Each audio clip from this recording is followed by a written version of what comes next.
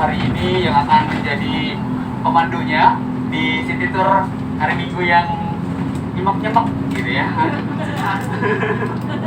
Minggu kelabu, tapi enggak lah, kita harus ceria ya, harus semangat. Rahmat ini, rahmat hujan. Kita menikmati Jakarta yang sudah semakin oke, semakin kece, semakin menarik. Siapapun yang orang Indonesia, bukan orang Indonesia, datang ke Jakarta gitu ya. Jadi Jakarta udah menjadi kota urban tourism. Jadi nanti kita lihat nih perkembangannya seperti apa dan ada apa saja. Nanti kita lihat, dan hari ini kita akan datang dulu ke satu tempat, yaitu Jakarta International Stadium yang di Jakarta Utara, atau kita sebut dengan JIS ya. Itu juga salah satu ikon baru di Jakarta. Jadi kita nanti ke sana dulu, kemudian baru setelah itu ke tim Taman Ismail Marzuki. Mungkin ada yang sering ke sana ya dulu sebelum direvitalisasi. Kemudian nanti kita akan ke Taman Literasi yang ada di kawasan Blok M. Terus kemudian juga kita akan terakhir di Taman Eco Park di daerah Tebet. Itu yang lagi booming viral gitu ya di Jakarta saat ini. Siap. Jadi kira-kira itu tempat yang akan kita datangin hari ini atau siang hari ini. Jadi Bapak Ibu nanti selamat menikmati, dan saya sebagai pemandu nanti akan saya sharing-sharing lah mengenai Jakarta itu seperti apa. Kalau misalkan Ibu Bapak mau bertanya dan bisa saya jawab, saya jawab. Kalau misalkan nggak bisa saya jawab, mohon dimaafkan. Siap. Ya. Terima kasih. Nah ini kita sekarang rata-rata Bapak Ibu tinggal di kawasan mana? Jakarta mana? Selatan, Barat, Timur, Utara? Bandung. Oh oke, ada yang dari Bandung. Jakarta Timur, Bandung, Lampung ada. Ada yang dari Makassar. Oke, siap. Jadi kita campur-campur ternyata.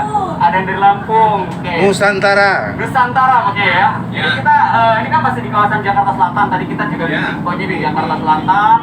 Jakarta Selatan itu kan katanya tempat yang paling Elit. kece untuk nongkrong-nongkrong gitu ya. Tempat gaulnya di mana? Di Jakarta Selatan gitu kan. Bilangnya anak Jaksel. SCBD gitu ya. Jadi kita ada di Kuningan, terus ada di kawasan ini kan jalan raya apa namanya? Ada yang tahu nggak? Rasuna Said. Rasuna Said. Siapa Rasuna Said? Pahlawan siapa dan dari mana, ada yang tahu nggak? Dari Padang. Tahu ya? Dari Padang? Ya. Oke, dikasih tahu ya. Jadi, nah Rasuna Said itu laki-laki atau perempuan? Perempuan. Perempuan ya.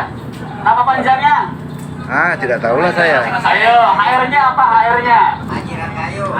Haji Rangkayo Rasuna Said, betul. Jadi dia adalah seorang pahlawan nasional dan dia tokoh perempuan yang juga memperjuangkan hak-hak perempuan untuk sederajat dengan kaum pria pada saat itu. Karena pada saat itu kan perempuan tidak diperkenankan untuk sekolah, untuk berkarir gitu ya pada saat itu. Tapi Haji Rangkayo Rasuna Said dia memperjuangkan hak-hak tersebut di Sumatera Barat khususnya.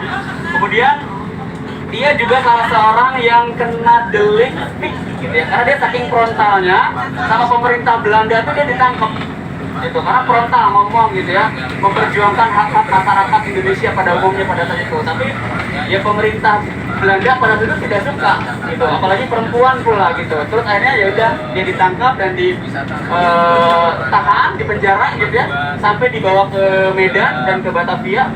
Akhirnya dia tetap melakukan kegiatannya, mengajar, memberikan informasi, kemudian menjadi seorang wartawan juga, karena memang dia sangat aktif. Dan nama dia sekarang kita kenal hanya di Jakarta saja mungkin ya, tapi mungkin di beberapa tempat di kota lain, khususnya di Sumatera Barat itu pasti ada namanya dia. Dan saya yakin yang orang-orang dari Sumatera Barat pasti mengenal nama dia, Haji Rangkayo Rasuna Said. Tapi kita kadang-kadang berpikir Rasuna Said itu laki-laki, ternyata dia adalah perempuan. Nah kalau kita main ke Plaza Festival tadi yang di situ, itu ada patungnya dia sebagai apresiasi terhadap Haji Rangkayo Rasuna Said tadi. Nama Kuningan, ada yang tahu ada yang dari Kuningan, Jawa Barat?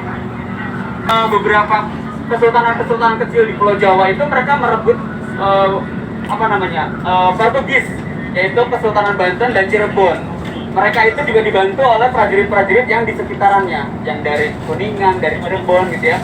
Ternyata ketika kan waktu itu Kesultanan Mataram kalah melawan VOC 2 kali gitu ya. Nah prajurit-prajuritnya itu tidak semuanya balik lagi ke kampung halamannya, tapi mereka juga ada yang menetap di pedalaman kota Batavia. Jadi tempat kita sekarang ini di Kuningan dulunya adalah pedalaman, perkampungan, hutan belantara gitu ya. Jadi mereka datang ke sini untuk menetap dan mencari tempat baru, gitu ya. Karena sudah lewat dari kota Batavia. Kota Batavia di mana? Ada yang tahu kota Batavia di mana? Sunda Kelapa. Jawa. Jakarta, kota tua, betul. Jadi itu dulu Jakarta hanya di sana aja, gitu. Terus ke sini tuh mulai dari Monas ke sini itu masih hutan, masih nggak ada lah gedung-gedung kayak gini di jalan raya. Jadi mereka meminggirnya ke kawasan pedalaman. Nah, rata-rata para prajurit tersebut itu memang dari daerah luar Batavia atau luar Jakarta sekarang gitu ya. Ada yang dari Kuningan, ada yang dari Mataraman. Mataraman itu daerah Jogja ya. Itu jadi kalau Bapak Ibu yang tinggal di Matraman, itu dulu namanya dari Mataraman, para prajurit Mataraman gitu ya. Terus yang Kuningan, ya dari orang-orang Kuningan gitu. Juga ada salah seorang tokoh Kuningan yang dihormati, itu dimakamkannya di Jalan Gatot Subroto daerah itu. Itu sekarang pemakamannya ada di sekitaran bangunan kantor Telkom atau apa gitu, saya lupa. Itu ada di situ. Jadi nama Kuningan yang ada di sini adalah memang berafiliasi atau ada hubungannya dengan orang-orang Kuningan yang di Jawa Barat. Gitu. Dan kita juga punya peristiwa penting di daerah Kuningan, yaitu di Linggarjati, ya, perjanjian Linggarjati itu tentang pemerintahan Indonesia dan Yang Belanda pada saat itu. Jadi kita sudah masuk ke dalam kawasan kota baru